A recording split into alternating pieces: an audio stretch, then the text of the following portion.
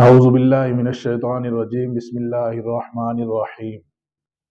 میرے بھائیوں، دوستوں اور بزرگوں، سارے انسان پریشان ہیں، خواہ وہ جہاں بھی رہ رہے ہیں۔ ان پریشانیوں کا حل اللہ نے دین میں رکھا ہے اور پیارے نبی علیہ السلام کی زندگی میں رکھا ہے۔ نبی صلی اللہ علیہ وسلم ایک جگہ تشریف فرما تھے، آپ کا چہرہ ایسے چمک رہا تھا جیسے 14ویں رات کا چاند چمکتا ہے۔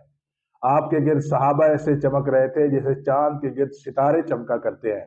آپ علیہ الصلوۃ والسلام نے ارشاد فرمایا، ستکون فتن، ان قریب بہت فتنے آئیں گے۔ صحابہ نے پوچھا کہ کون سے فتنے ہوں گے؟ آپ صلی اللہ علیہ وسلم نے ارشاد فرمایا، اذ اتخذ الفی دلوا، لوگ اجتماعی مال کو اپنا مال بنا لیں گے، بیت المال کے مال کو ذاتی مال بنا لیں گے۔ والزکوٰۃ مغرمہ، زکوٰۃ کو توان سمجھیں گے۔ والامانت مغنمہ، اور امانت کھا جائیں گے، امانت کو ہڑپ کر جائیں گے اور مال غنیمت بنا لیں گے۔ ادنا صدیقہ ہو اقصا ابا ہو، اپنے ماں باپ کو دھکے دیں گے اور اپنے دوستوں کو قریب کریں گے اور اپنی ماؤں سے نفرت کریں گے اور اپنی بیویوں سے محبت کریں گے، اور قوم کے سردار گھٹیا قسم کے لوگ ہو جائیں گے۔ شربت الخمور، شراب کے رسیاں ہو جائیں گے۔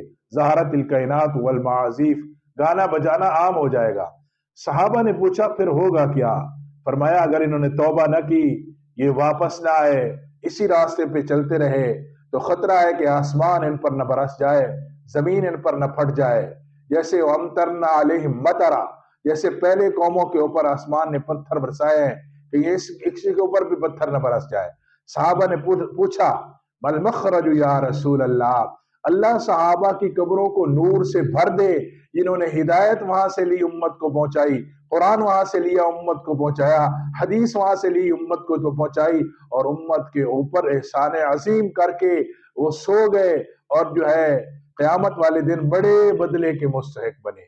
مل مخرج یا رسول اللہ، اللہ کے حبیب جب اتنے سارے فتنے ہوں گے، کوئی مخرج بھی ہوگا، نکلنے کا راستہ؟ پیارے نبی علیہ الصلوۃ والسلام نے فرمایا ہاں، نکلنے کا راستہ ہوگا۔ کیا ہوگا؟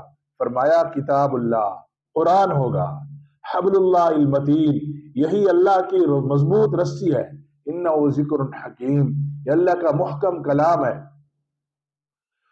اور فرمایا کہ من دعا الی القرآن، جو قرآن کی طرف دعوت دے گا، بلائے گا، ہدا الی صراط مستقیم، وہی سیدھے راستے کی طرف پکار رہا ہوگا۔ اس لیے اس وقت ضروری ہے امت قرآن کو اپنے سینے سے لگائے۔ فتنے ہی فتنے ہیں، یہ سارے فتنے آ رہے ہیں، آپ دیکھ رہے ہیں، منکرین زکوٰۃ موجود ہیں، منکرین ختم نبوت موجود ہیں، منکرین قرآن موجود ہیں، اور دہریے موجود ہیں۔ یہ سارے فتنے ہیں، ان فتنوں سے بچنے کا راستہ قرآن ہے۔ پیارے نبی علیہ الصلوۃ والسلام ایک جگہ تشریف فرما تھے، معاذ رضی اللہ عنہ کو بلایا، فرمایا معاذ، قرآن اور حکومت اکٹھے ہیں، ایک وقت آئے گا قرآن الگ ہوگا، حکومت الگ ہوگی۔ ذوالحیث ذال القرآن، تو قرآن کو سینے سے لگا لینا، حکومت چاہے چھوڑ دینا لیکن قرآن کو نہ چھوڑنا۔ آج جو ہے امت نے جب سے قرآن چھوڑا ہے، ہر طرف دیکھو تباہی تباہی ہے، مسلمانوں کو مارا جا رہا ہے اور مسلمانوں کو پیسا جا رہا ہے۔